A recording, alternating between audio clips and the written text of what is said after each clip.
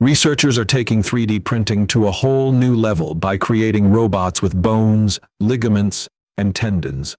Up until now, 3D printing was kinda limited to fast-curing plastics, but these brainiacs from ETH Zurich and a US startup found a way to make it work with slow-curing plastics.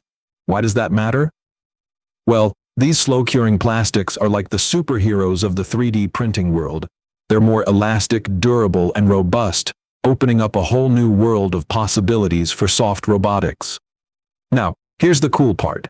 They've come up with this fancy tech that combines 3D printing with a laser scanner and a feedback mechanism.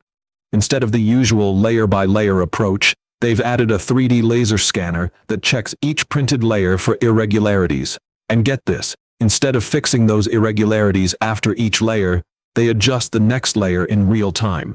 It's like scanning instead of scraping. With this tech, they pulled off something pretty mind-blowing.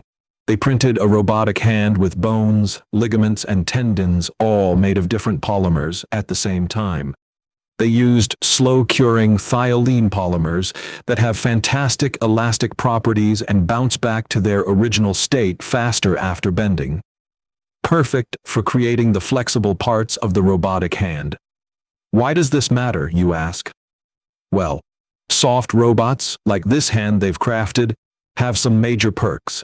They're less likely to cause injuries when working with humans, and they're ace at handling delicate stuff.